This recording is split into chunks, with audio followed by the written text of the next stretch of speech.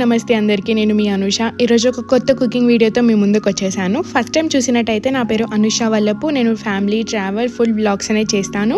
If you like it please like, share and subscribe to my channel. ఇంకా late ఎందుకు, వీడియోలకి వెళ్ళిపోదామా మరి. Chicken కర్రీకి కావాల్సిన పదార్థాలు వచ్చేసి కడిగి పెట్టుకున్న చికెన్, 1 ఆనియన్, 1 టొమాటో, కరివేపాకు, 2 పచ్చిమిరపకాయలు, స్పైసెస్ వచ్చేసి అల్లం వెల్లుల్లి పేస్ట్, చికెన్ మసాలా, పసుపు, కారం, ఉప్పు. ఇప్పుడు ఒక ఆనియన్, టొమాటో, పచ్చిమిర్చి కట్ చేసుకోవాలి. ఇక్కడ ఒక స్టోరీ చెప్పాలి. అసలు నాకు చికెన్ కుక్ చేయడం రాదు, బట్ ఒక రోజు చేయాల్సి వచ్చింది. మా ఫ్రెండ్కి కాల్ చేస్తే చెప్పిన రెసిపీ ఇది. ఫస్ట్ టైమే కిరాక్ వచ్చింది. ఇక చేసేద్దామా మరి, పదండి. ముందుగా స్టవ్ వెలిగించి ప్యాన్ పెట్టుకొని 1.5 ఇలాంటి స్పూన్తో ఆయిల్ పోయాలి. ఆయిల్ హీట్ అవ్వగానే ఆనియన్స్ వేసి కలిపేయాలి. చికెన్ కర్రీతో పాటు ఇక్కడ నేను రైస్ కూడా కుక్ చేసుకుంటున్నాను అనమాట. ఆనియన్స్తో పాటు పచ్చిమిర్చి కూడా వేసాను. గోల్డెన్ బ్రౌన్ రాగానే అల్లం వెల్లుల్లి పేస్ట్ వేసి మిక్స్ చేస్తూనే ఉండాలి, అడుగు అండకుండా.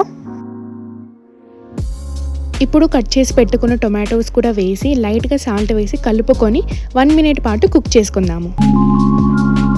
ఇప్పుడు కడిగి పెట్టుకున్న చికెన్ కూడా వేసి కలుపుకొని కొంచెం కరివేపాకు, తగినంత పసుపు వేసి కలుపుకొని 5 మినిట్స్ హై ఫ్లేమ్లో కుక్ చేసుకున్న తర్వాత సిమ్లో పెట్టి ఇంకొక 5 మినిట్స్ కుక్ చేసుకోండి.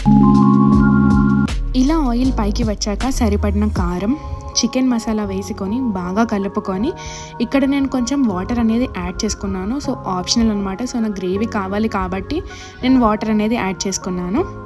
అండ్ టేస్ట్కి తగ్గట్టు సాల్ట్ కూడా వేసుకొని ఇంకొక 1 మినిట్ హాఫ్ ఫ్లేమ్లో కుక్ చేసుకున్నాను.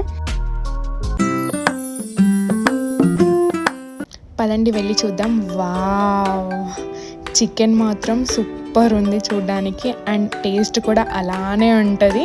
అండ్ లాస్ట్కి ఇక్కడ ధనియాల పొడి వేసుకొని దించడమే. ఇది ఆప్షనల్ అనమాట, మీ ఇష్టం అది. సో మా మమ్మీ ధనియాల పొడి వేసేసింది ఇందులో.